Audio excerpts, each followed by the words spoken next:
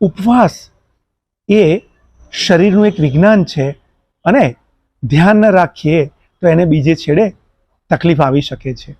જ્યારે પણ ઉપવાસ કરીએ ત્યારે યાદ રાખવાનું કે 4 કલાકથી વધારે પેટ ખાલી રહે તો એક તો પેટની અંદર એસિડ અને પિત્ત જે સિસ્ટમ પ્રમાણે બનતા હોય એ આપણને પચવી શકે છે. બીજા નંબર પર ખાલી પેટે થયેલો વાયુ પણ શરીરમાં દુખાવો પણ કરે, એ માથાનો પણ હોય, સાંધાનો પણ હોય કે બીજો કોઈ પણ હોય. હવે આગળ વાત, મીઠું એ આજકાલ જે રીતે ગરમી પડી રહી છે એમાં હવે ફરજિયાત વસ્તુ છે, એટલે સાવ મીઠા વગર ઉપવાસ કરવો ગંભીર જોખમ પેદા કરી શકે છે.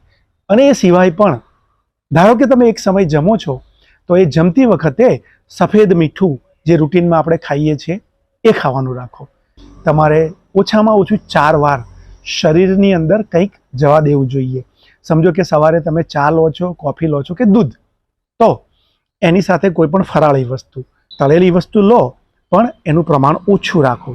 બીજું, જે બટાકા અને મુરૈયો છે એ ગેસ કરવા માટેનો ઘણો મોટો બેઝ બની શકે છે, એટલે કાં તો એનાથી દૂર રહીએ કાં એનું પ્રમાણ ખૂબ જ ઓછું રાખીએ. તમે ગમે એટલા પૂજાપાઠ કરો, ઘરનું કામ નથી છોડતા ને, તો મહેરબાની કરીને તમારું જે શરીર છે એ સાંજ પડે થાકી જાય ઉપવાસમાં એવું ન કરતા, કારણ કે ઉપવાસનો મતલબ જ છે પરમાત્માની સમીપ બેસવું. તમે શરીરની અંદર તાકાત નથી તો મનની તાકાત ક્યાંથી આવવાની છે? તો શરીરની અંદર સ્ફૂર્તિ, પ્રસન્નતા, આળસનો અભાવ હોય ત્યારે તમે એ જે ઉપવાસ છે એનો સાચો ફાયદો લઈ શકો છો.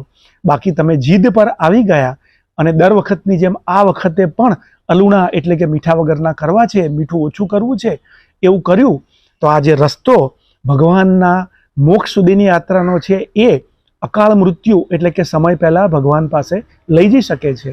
માટે આના માટે ગંભીર બનો તો ઉપવાસ તમારા શરીર માટે પણ આશીર્વાદ અને તમારા મન માટે પણ એ તમને કુદરત પરમાત્માની નજીક લઈ જઈ શકે છે.